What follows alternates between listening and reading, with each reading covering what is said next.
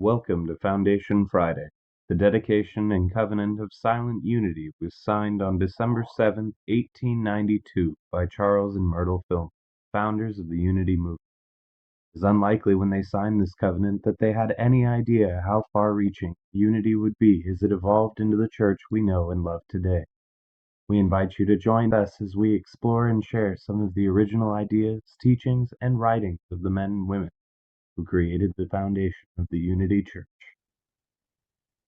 Hey, thank you so much for joining us today for our Foundation Friday program. Today, we are going to go back in time. Doesn't seem like that long ago to me, but I guess it's getting farther and farther in the rearview mirror. This is actually a talk that was delivered by Unity minister and teacher Eric Butterworth on September 22nd, 1975. I'm probably dating myself on that one. This is Eric Butterworth Speaks, essay number 85. If you want to look it up on truthunity.net and have these words for your own, this is the essay on abundant living called Gratitude. And I will read this for you. Here we go. I'm speaking Eric Butterworth's words. This morning, I would like to give you some thoughts on one of the letter requests from our listeners. This person says very simply, I would like to hear a talk in the morning on gratitude, being grateful, maintaining a grateful feeling, cultivating gratitude. You know, it is it is interesting that the whole idea of Thanksgiving and gratitude has been based upon our typically exterior orientation towards life. We are happy and fulfilled and grateful when certain things in our lives are in order and when we have happy things for which it is easy to give thanks for. But the Christian tradition suggests that we must learn to be grateful as an act of piety. This often means we should settle for lack and be happy for our mistakes. We should endure it today because our reward comes at some later time. We should simply be grateful that we are in God's grace. Now, this is a very beautiful attitude, of course, but I think it leaves a great deal to be desired in trying to find a creative approach to life. Many, of course, say, well, I certainly can be grateful if I have something to be grateful for. And so the idea usually goes, I'll be happy when this happens, when the children are out of school, when I get the promotion, when I am sure my job is safe and secure, and so forth. But I would like to give an entirely different concept relative to gratitude and Thanksgiving. And I think it's one that can give us a whole new insight into the idea. If you look at the word gratitude, it refers to an attitude of greatness. Grateful means full of greatness. Thankful means full of thankfulness. It deals, in other words, with something within you rather than something without. In a human sense, however, we say, what do I have to give thanks for? What do I have to be grateful for? This deals with things such as, do I have a job worthy of my gratitude? Do I have love and friendliness around me that is worthy of being grateful? what do I have to give thanks for? My insight is that thankfulness and gratitude deal purely with an inner state of mind, and they deal with an inner flow in relationship to the divine process. I think it is important to realize that life is consciousness. When we have a consciousness that is related to certain things, we begin to give expression to these things. This means that the question that should be asked is, what do I have to give thanks from? What do I have to be grateful from, not for? When we look at it in this sense, we realize, first of all, that I am a spiritual being. I am a child of God.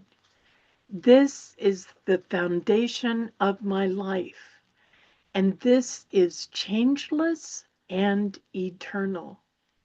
I may go through all sorts of difficulties, but this doesn't change the basic truth of my life, that I am a spiritual being.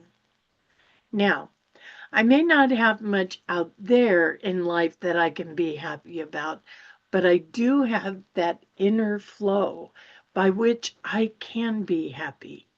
You see, in the basic thought of happiness itself, we have always assumed that happiness depends on things to be happy about, that happiness depends on happy events, happy circumstances, people doing nice things for you, getting a surprise out of the blue, so to speak, a raise in salary, just being surrounded by peaceful, blissful experiences that you have something to be happy for. But as Abraham Lincoln once said, a man is about as happy as he makes up his mind to be. So it is in the larger sense. We are as grateful as we make up our minds to be. We are as thankful as we make up our minds to be. In other words, we do not need something to be happy about. We can be happy because we are in tune with the divine flow. In the same sense, we do not need something to be grateful for. We can be grateful because we are full of greatness, because we are in tune with our consciousness of the oneness of God. We can be grateful not just for our many blessings, not just for the way people treat us, not just for the abundance that God has wrought, but we can be grateful from the consciousness that we are forever, ceaselessly in tune with the divine flow. And so we live our lives from a grateful, thankful heart, being conscious of the oneness with God and giving thanks from that consciousness.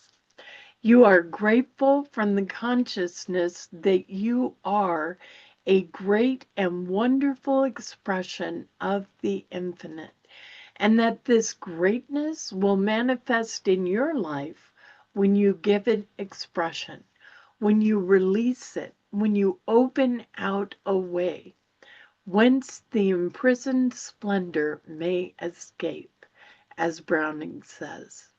So that actually the act of gratitude and thanksgiving is not reactive, is not a response to things. Rather, it is creative. Therefore, I see it as a basic part of prayer. I say that even in prayer, it is so important that we get the realization that we are not praying to God, but rather we are praying from the consciousness of God. Be still and know your oneness with God, that God is the one reality at the heart of you, that you live and move and have your being in the heart of God, that God knows your needs even before you ask. Be still and pray, not to God, because in a sense there is no one or nowhere to pray, since God is all and you are in it. And it is you, and it is expressing through you. So pause for a moment and realize this oneness, and then pray from that consciousness. You pray in words of praise, in words of appreciation. You bless things and people coming out of that consciousness of your oneness. In the same vein, to cultivate an attitude of gratitude, you cultivate a consciousness of your oneness and then be thankful from that consciousness. This is to be thankful from the divine flow, from the creative process. Develop this attitude of gratitude so that when you look into the world, it is unnecessary to say, wouldn't it be wonderful if that wasn't there? If this would change, then I'd be so happy and grateful. In other words, the need is not to set things right. The need is to see things rightly. And the only way to see them rightly is to get your consciousness in tune with the divine flow. Then you realize that you are one with the creative process and you are one with the divine intelligence. You are one with all love. Therefore, you can see truly with the eyes of love. See out of this elevated consciousness and see from a consciousness of gratitude.